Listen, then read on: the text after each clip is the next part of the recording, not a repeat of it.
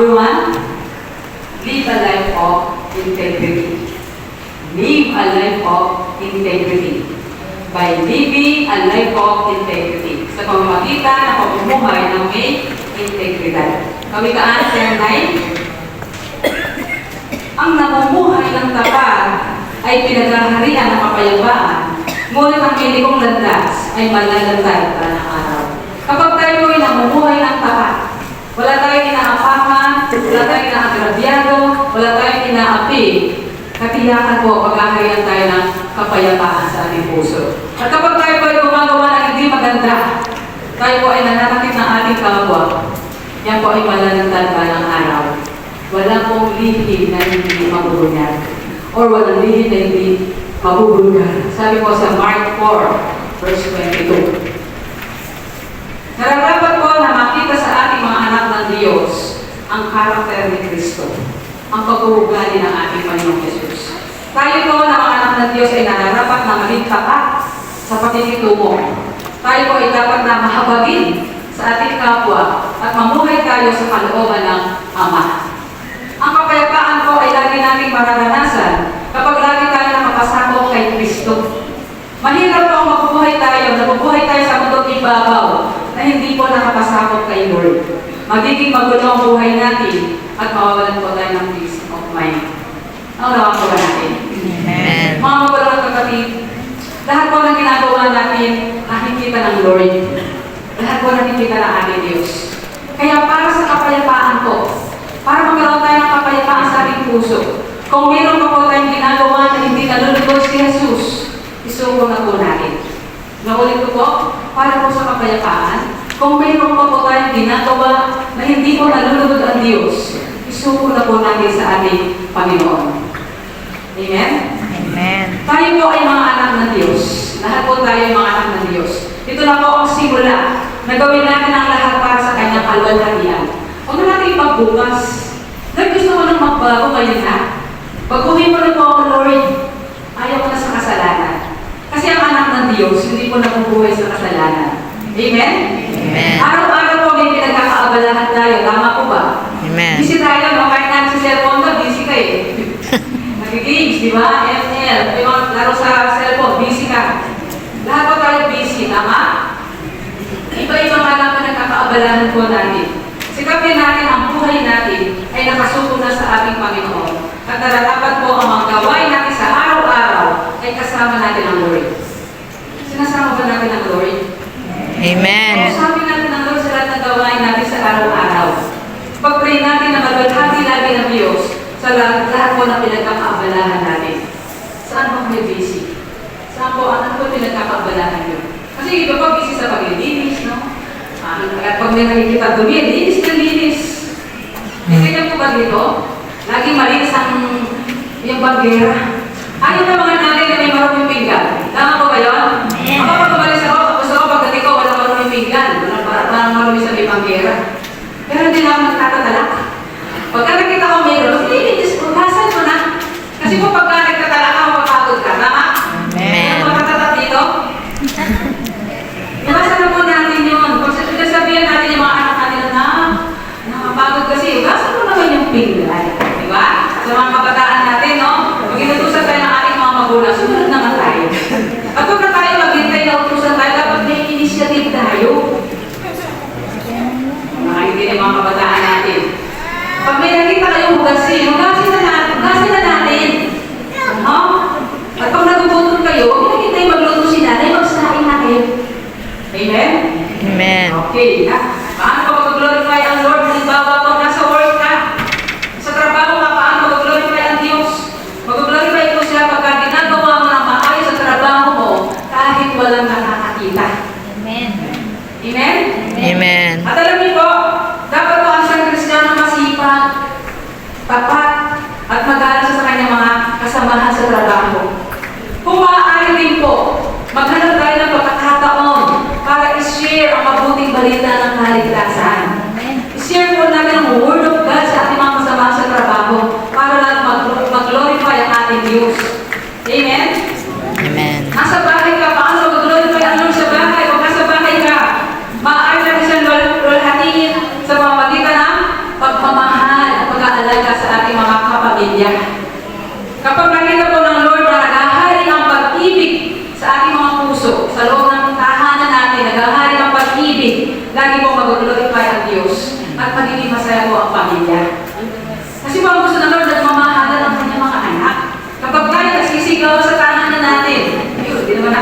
ni Pastora, ni Bishop eh.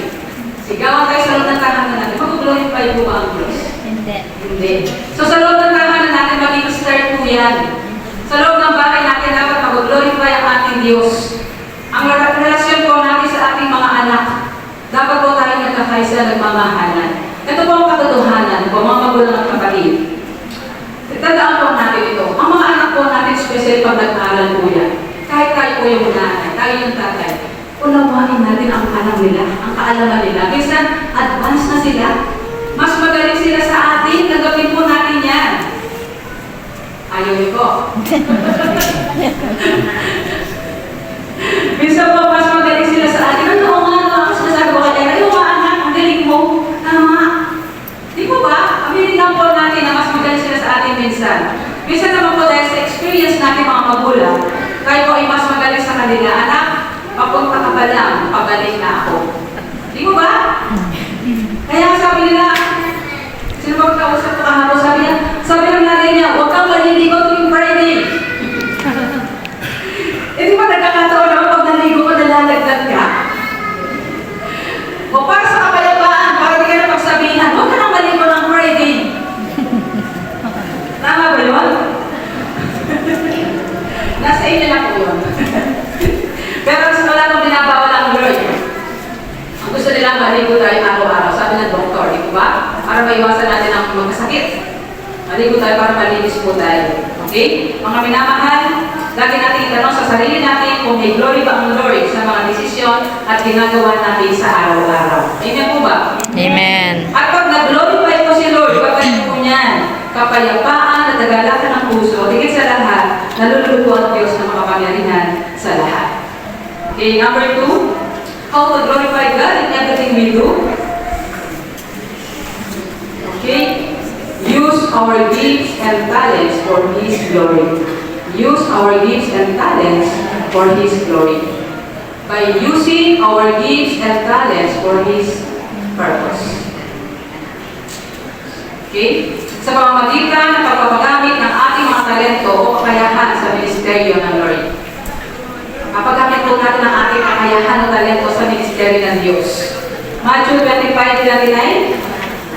To those who use well what they are given, even more will be given, and they will have an abundance. But from those who do nothing, even what little they have will be taken away. Ano po ibig sabihin nun? Sapagkat ang mayroon ay bibigyan pa at mananagana, ngunit ang wala, kahit ang kakaunting nasa kanya ay kukunin pa. Pakinggan po natin ang sabi ng Lord. Ang mayroon ay mananagana, ngunit kahit ang kakaunti na nasa kanya ay kukuhanin pa. Nais po ng Lord ay magamit natin ang ating kanya-kanyang talento. At tutulungan niya po tayo mag-grow pa sa buhay natin spiritually. Gusto ng Lord ipagkamit natin yan, kung natin itatago ang kanya-kanya nating talento. Pinagpapala po tayo ng Diyos na mga natatanging kakayahan. Lahat tayo may kakayahan, lahat tayo may talento. Huwag niyo sabihin, hindi ako nag-aral. Lahat po tayo may talento, may kakayahan. Maging tayo pa po ay negosyante. Dahil kung negosyante, hindi naman nag-aral. Maging tayo pa po ay guro, estudyante, tayo man ay mga magulang, ipagkamit po natin ang ating kakayahan sa ating Panginoon. Dapat po, ang kaloob niya sa atin ipagkamit natin para kalwalhati siya. Example, no? Paano papagamit ang pagiging magulang? Okay, no? Ito po yan. Marunong ka bang magluto? Marunong ka bang maglinis? Marunong ka bang sumayaw? Tumugtog? Umawit? O magturo? Lahat po ng talento na yan, paggamit po natin sa ating Lord. Subukan mo marunong ka, tapos di mo pinapagamit. Sabi na, ay, dati ka galing kong kumanta, bakit ngayon nawala? Di ba ba? Kailangan mo ipagamit natin kay Lord. O yung iba sabi nila, parang ang nao yung nangalawang, di ba mga ganon? Kasi kung di natin pinapagamit sa ating Diyos, paggamit po natin sa ating Lord, gusto kong gamitin mo ako sa iyong ministeryo. Gusto ko magtulong sa mga bata, sa mga kabataan, sa Bible study. Di po ba, pwede tayo magturo? Yung po ang training ground natin, magturo po tayo sa mga Bible studies, magturo po tayo sa mga bata, at pagkagamit din po tayo, gusto kong maging pastor. Gusto kong maging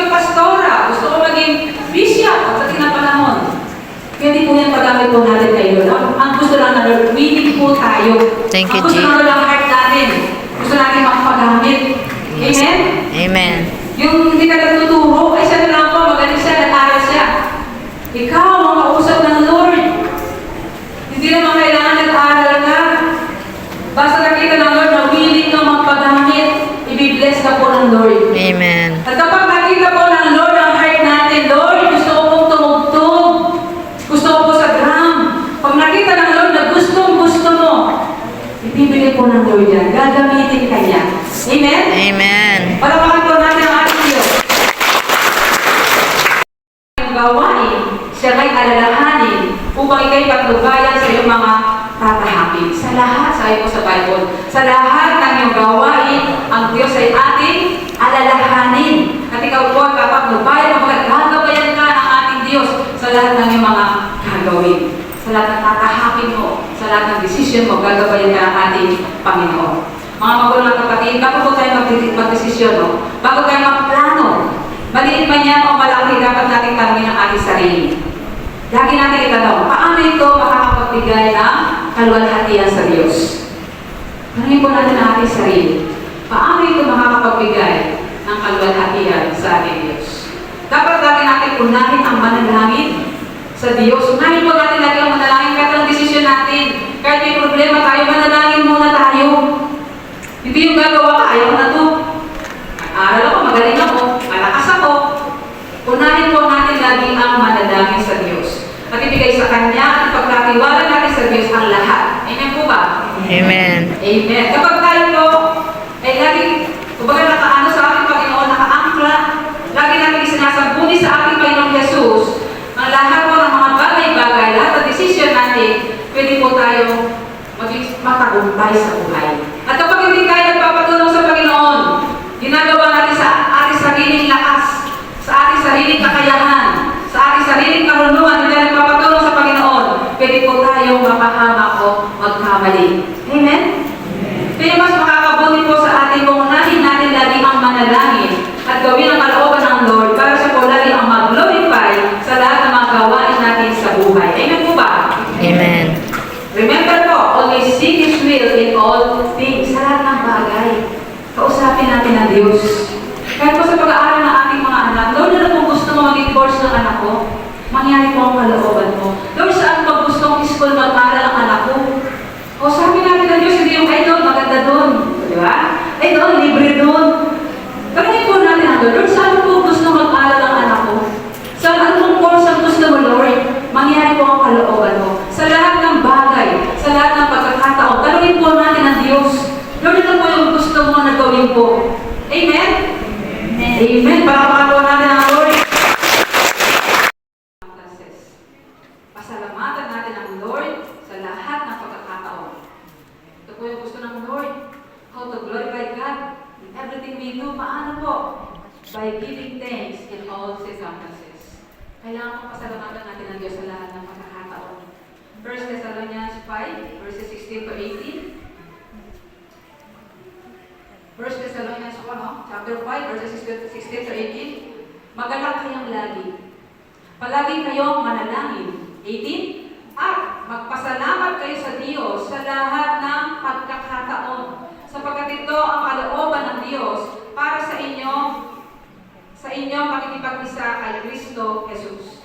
So gusto ko ng Lord magpasalamat tayo sa Kanya sa lahat ng pagkakataon. Mga magulang at kapatid, lagi po tayo magpasalamat sa Diyos sa lahat ng oras. Kahit anumang po ginagawa natin, kahit po anong ginagawa natin, magpasalamat tayo sa ating Diyos. May problema man o wala, pasalamatan po natin ang Diyos. Dahil ang nais po ng Lord sa ating mga anak niya, ipagpalain po tayo. Gabayan tayo, ingatan tayo. Bakit ako na problema, Pastora? Alam niyo po ang problema na yan, no? Tayo po nagtatanong lagi, hindi ko alam kung anong gagawin nila. Ang problema pong yan, ginagamit po ng Lord para lalo tayo magiging matagal. Ayaw na pag problema. Masaya ka man o malungkot, pasalamatan po natin ang Lord. Masaya ba kayo ngayon? Pwede ba po smile pakitin niyo po ang Lord. Smile. Yun, palakpakan po natin ang Diyos. Okay, by sharing our faith with others. how to glorify God in everything we do. Paano natin mag-glorify ang ating Diyos sa lahat ng ating ginagawa? By sharing our faith with others. Sa pamamagitan ng pagbabahagi ng ating pananampalataya sa iba. 2 Timothy verse 4 and 2, chapter 4 verse 2. Ipangaral mo ang salita ng Diyos. Pagsikapan mo ang gawin niyan, napapanahon man o hindi. Himugin mo at pagsabihan ng mga tao at palakasin ang kanilang loob sa pamamagitan ng matyagang pagtuturo. So inuutos po tayo, no, ni Timothy po, no, na ipangaral natin ang salita ng Lord. Sa papaano, di naman ako pastora, di naman ako pastor. Paano ko papangaral? Alam niyo po, napakasimple lang po, di ba? Sabihin mo, ikaw ba, alam mo ba ngayon kung saan ka pupunta? Dalawa lang po pupuntahan ng tao pag binasa mo ang Bible. Di ba? Saan pupunta ang tao? Heaven and hell. Okay? Kapag ba namatay na ang tao, pwede ba natin ipanalangin pa? Hindi na. Papanalangin po natin yung mga naiwan. No? Kasi sa katotohanan po, yung mga patay natin, pinapanalangin po nila tayo. Di ba? Sabi ng mayaman, no? Sabi lang gano'n, kung pwede sana may pumunta sa aking mga kapatid na naiwan sa lupa. At sabihin nila na mahirap dito sa impyerno, di ba? So tayo po, ano po, tayong lahat, kabahagi po dapat tayo sa pangangaral ng mabuting balita. Yan po ang gusto ng ating Panginoon. I-share natin ang mabuting balita ng kaligtasan. Mahal niyo ba yung kapamilya niyo? Amen. Ipahayag niyo po sa kanila ang mabuting balita ng kaligtasan. Bakit po nais ng Lord na ipangaral natin ang salita ng kanyang salita? Napapanahon man o hindi. Mahirap kaya ipasok ang salita ng Lord minsan, no? Lalo sa mga kasama ko na ayaw nila pag-usapan ng Biblia. May kaibigan po ba kayo na ayaw nila na pag-usapan ng salita ng Lord? Hindi lang, corny, ang keji mo naman. Wala ka naman sa simbahan. Di ba? Yung iba, pag binagit mo si Lord, pasalamatan natin ang Lord, ayaw nila. Natawanan ka nila.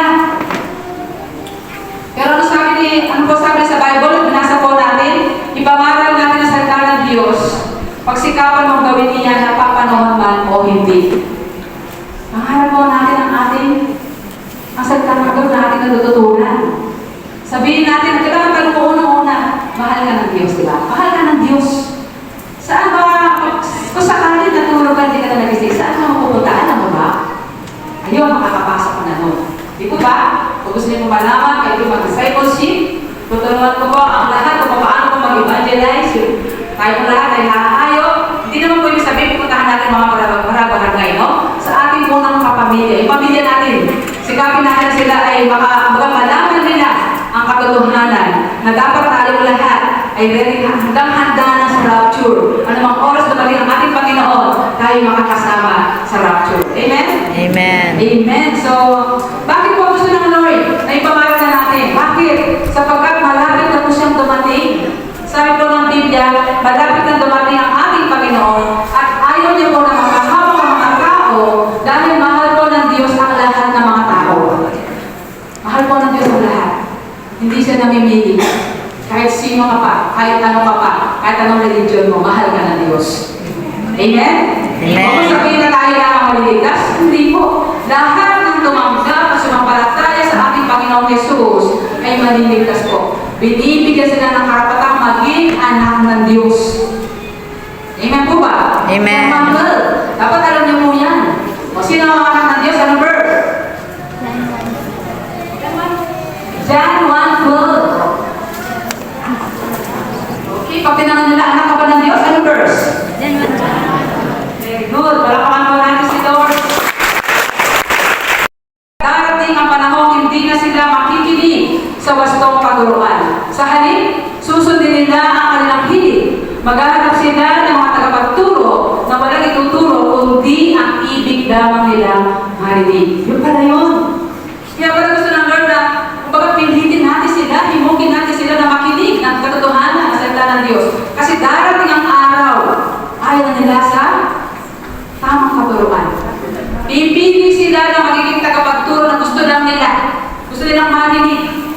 Diba? May ganyan na po, natuupisa na po kahit mga mananampalataya, kahit mga anak ng Diyos, sila po ay namimili na ng preaching.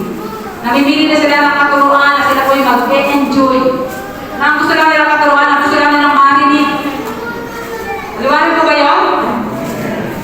maging ano po tayo, aware po tayo. Hindi lahat ng mahawak ng Bible ay tama.